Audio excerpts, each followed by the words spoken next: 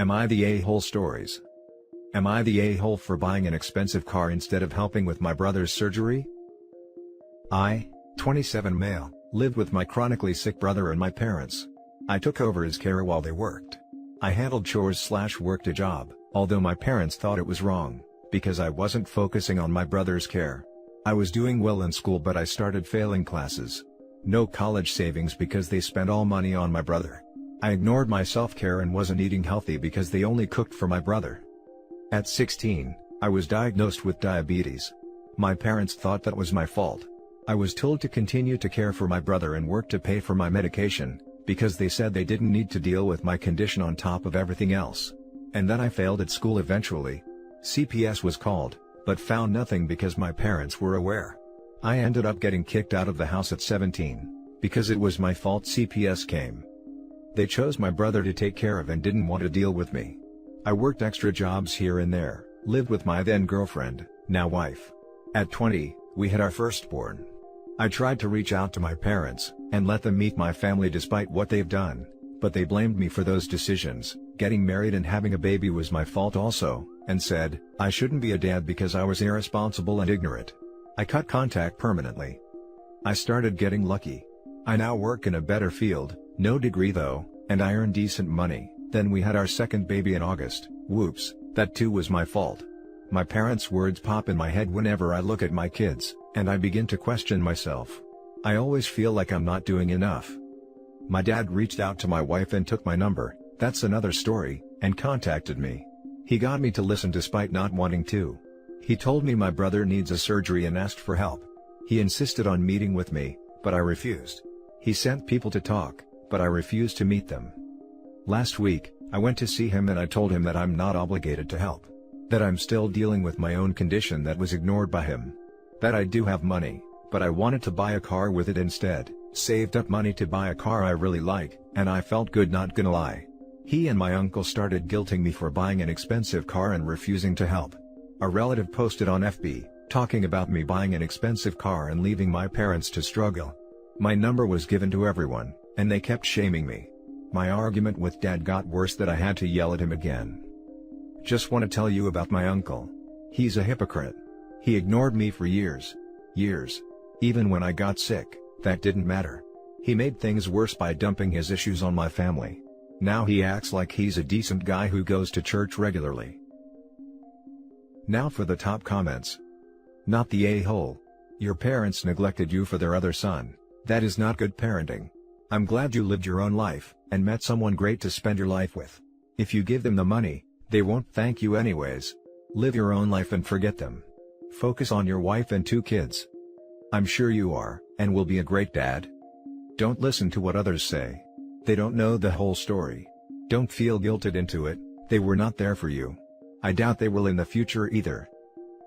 How do parents think they can neglect and kick your child at 17, then expect their help later in life? This is such a mystery to me. Act horribly and expect kindness? Not the a-hole. They neglected you in favor of your brother. I understand wanting to take care of the sick child. However, that does not mean you neglect the other one. I was doing well at school but I started failing classes. No college savings because they spent all money on my brother. I ignored my self-care and wasn't eating healthy because they only cooked for my brother. At 1 I was diagnosed with diabetes. My parents thought that was my fault. I was told to continue to care for my brother, work to pay for my medication because they said they didn't need to deal with my condition on top of everything else, and I failed at school eventually. CPS was called, but found nothing because my parents were aware. I ended up getting kicked out of the house at 17 because it was my fault that CPS came. All of this right here was more than enough reason for you to cut contact the first time. Yet you said that you had the heart to try and invite them back into your life. Unfortunately, it very much sounds like that was a terrible idea since they automatically figured you should go back to helping them with him, even though they never did anything to deserve that from you. Stand your ground, get a restraining order and call the cops if you have to. At least this time you called law enforcement on purpose. And just a reminder, not the a-hole. I'm proud of you for working so hard to get out of that situation and taking care of yourself and your own sickness, and raising what sounds like a wonderful family with a wonderful wife. Don't worry about being like your parents, because it sounds like you're already a million times better than them. Not the a-hole it is telling that everything started to work out for OP, when there was no contact with his parents. Now for the next story. Am I the a-hole for refusing to change my will and include my stepdaughter in it? I'm a 46, male, with a chronic condition. I have 2 sons, James, 20, and Aaron, 16. I have a deceased daughter who passed away when he was 4. To be frank, most of my years, I couldn't focus on work, and so, I don't have a lot of money or owned anything of value. We've always been lower class because medical bills and medication took a lot. James attends community college and has been getting support. Aaron will follow his brother's lead. It's what they want and they are becoming independent. I can say I have raised 2 sympathetic, caring, supportive boys who never left me to struggle alone, and I owe them a lot. I just wish I could have sent them to their dream college, but they understand how we all got dealt a bad hand in life. Like I said, I don't have much, all I have is my farmhouse. I've written a will and mentioned that this house goes to both James and Aaron, and that it'll be given to them in the coming years. I've mentioned this to them, they told me, they just wanted me to be okay. I appreciate that a lot. Those words never been said by my own family. This conversation was private between me and them. I've been married to my wife for over a year now. I have a 15-year-old stepdaughter who's smart and very respectful. We all get along as one happy family. There were no issues except for this. My wife and I were discussing finances. Because we wanted to have a joint account to share. And she asked me about the farmhouse I own. She wanted to discuss renovating it and stuff like that. I talked to her and told her that this farmhouse does not belong to me. Therefore, I'm not planning on doing anything with it. It in fact belongs to my sons as a way to give back to them, and also support them as a father, especially after being sympathetic despite everything. She thought that was nice. Then she talked about it again, asking me how much I love my stepdaughter and consider her as one of my own. I found this question strange. She asked me if I could include her in my will, and let her share the farmhouse with her stepbrothers. I didn't know what to say, frankly. But I reminded her that all my sons got is this farmhouse, and it belongs to them. I've already discussed this with them, and it was done and written in my will. She said I could update my will and include my stepdaughter. I didn't reply. Then she went on about how she felt her daughter was left out, and treated differently. Arguing that she, as family, deserves to have support, and I was being unfair to her. That she'll notice what her brothers have. I told her my stepdaughter is like my daughter that I lost. Told her to not mix things, and to respect that this is now my son's property. She kept arguing and said I was being inconsiderate of my stepdaughter's feelings. I didn't even bring this up to James and Aaron. They don't have to share what belongs to them. And that's it. My wife's been giving me a hard time about this issue, and just repeating what she said. Now for the top comments. Not the a-hole, I agree with you, the farmhouse does belong to your sons. Your will was decided before you met your wife and stepdaughter, and I actually find it a little concerning that your wife is being so pushy about your will. And I feel like it's somewhat unlikely that this 15-year-old is going to her mom, constantly bemoaning how unfair it is that she doesn't get a slice of the house. Are the 2 of them really sitting around talking about her inheritance? Give the boys the farmhouse now, avoid death taxes and a contested will. Not the a-hole. OP, read this. Best idea I've seen on here to avoid lawyers' fees, death taxes, will contestation, probate fees, all the fees. Just sign it over to them ASAP, and your wife won't have a reason to keep crying about it. Excellent advice. Not the a-hole, but did you consult a lawyer? Because, in my state, the wife gets a certain amount no matter what the will says, and the farmhouse is presumably part of your estate. Point is, the stepdaughter might get something someday, despite your wishes. My first thought too. The will is irrelevant, because unless there is some pretty rock-solid prenuptial stuff or other legal paperwork going on, the wife gets 100% of everything. The will is basically a wish list for the wife to honor if she chooses. At least in my state, which is a community property state, meaning spouses have joint legal ownership of everything, regardless of when said things came to be. When you marry, you transfer 50% ownership of everything you currently have to your spouse. The next story is titled, Am I the a-hole for taking my mom's side and telling my wife that my mom did not verbally abuse her? My mom and my wife have never been close, but I don't think either of them have been in the wrong until this situation. They just don't click. My wife is really into making soap. She sells it on social media and recently quit her job to sell soap full-time. My mom has literally never said anything negative about the soap, but when she was asked to buy it, she declined. My wife is like a dog with a bone, trying to get my mom to buy this soap.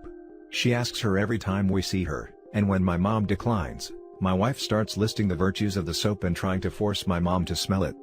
She has also brought my mom's finances into it, and argued that my mom and stepdad both make good money, and speculated about how much my mom spends on her wardrobe, which really isn't our business.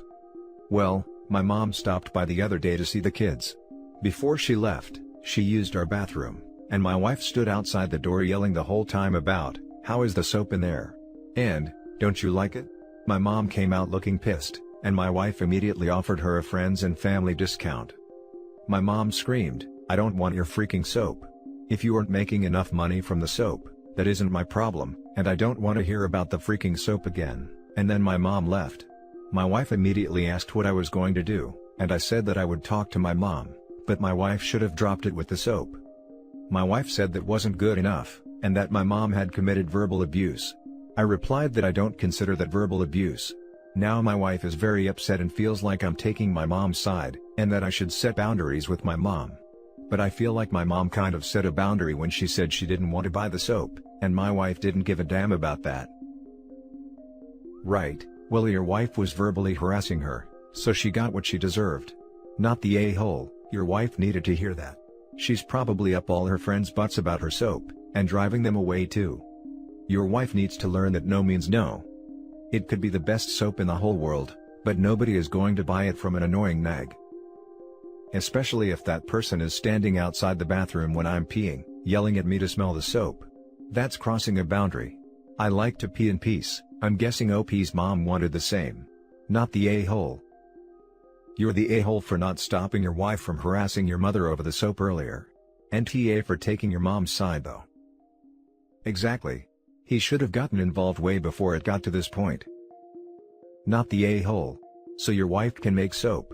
She should learn how to sell it. Spoiler alert, it's not by irritating people into submission. If she sells it at a farmer's market, does she chase people screaming at them to buy soap? Ahaha. That mental image I got was priceless. I can imagine a lady at a farmer's market, chasing people around and shouting, "Doesn't it smell nice?" The last story is titled, "Am I the a-hole who kicked my husband's cousin out?" Where do I begin? I can't give all details or this would be crazy long. I guess a little backstory. My 30 female husband, 35 male, and I have been together 3.5 years and just got married in September. We have 2 girls. I work from home and take care of the kids, and my husband works 4 p.m. to 2 a.m. For 2 to 2.5 years, we have been taking in my husband's family or friends that needed a place to stay for a while. Things are obviously stressful with COVID, and everything else going on in the US right now. My husband's cousin, HC, 36 male, moved down to Georgia from Chicago area the end of July, to work as an audio engineer for some up-and-coming names in the rap industry. They had a deal to pay for some of his bills and give him a place to stay. Well, things started going south and they apparently weren't holding up on their end of the deal, but I don't know the full story. Anyway, HC ends up spending the night a few times here, and it somehow turns into him basically living with us, even though he never asked. He plays Call of Duty all night. My husband can't get to sleep when he gets home, because HC is being loud. He constantly brags about how he's hanging with all these rich people, even though he complains they don't pay him like they should. Barely brings food into the house, and only brings taco meat because that is all he wants. Gets my kids riled up and loud while I'm working. Doesn't clean up after himself unless I fuss at him, and doesn't even offer to try to pay a bill to help out. My husband and I both have been struggling mentally the past few months, more than normal, and we realized it was stemming from HC being here, on top of our own issues. We decided to have a conversation with HC and explain that we need space, but he's still welcome to come around and hang out. The first thing out of his mouth was, "Oh, so you don't want me here, huh?" We told him it wasn't like that, and to not twist our words. It ended up in me going off on him and calling him a narcissist. Between the gaslighting I hear him do to his girlfriend, the way he talks about this 20-year-old he's been banging with no protection here in Georgia, and just other obvious red flags, I'm pretty sure I'm correct on that one. He made a big scene about how he's going to have to sleep in his car, or go back to Illinois. I told him we were not responsible for keeping him housed, and he needed to go talk to one of his rich friends. The part that gets me is him saying he wouldn't have reacted the way he did if we had said something sooner. I know that's a lie. When he finally left, he made a little scene saying, "The narcissist is leaving." I wanted to be petty and say, "At least I'm stable enough to have my own place," but I let it be. No point, I guess. Why does some part of me feel a tiny bit bad? I don't regret what I did. Now for the top comments. Not the a-hole. Pro tip: when someone asks a gotcha question like, "You don't want me here, huh?" the way to answer it is, "Correct. You have overstayed your welcome, and we want you to leave." He put you on the defensive and got to jerk you around the wall like the a-hole he is. Good riddance to him. Wholeheartedly agree. Some people cannot help themselves and think that they are the center of the universe. And how everyone wants to be at their beck and call. The cousin tried to spin the narrative, and put OP on the defensive when he said, "You don't want me here." You have to take control of the situation and answer, "No." Not the a-hole. He took advantage of your generosity and acted like a nuisance, and then tried to play victim when you put your foot down. Play stupid games, win stupid prizes. He can sleep in his car. Not the a-hole. People who are narcissists will do everything in their power to make you feel bad so that they get their way. From what I can gather, you and your husband seem like good people who were trying to help a family member. However, they took advantage of that from what it seems. At the end of the day, you have to do what is right for you and your family. And that's it for this video, guys. If you have thoughts to share, leave a comment below. Don't forget to hit like and subscribe if you like this content. I'll catch you in the next one. Good day, everyone.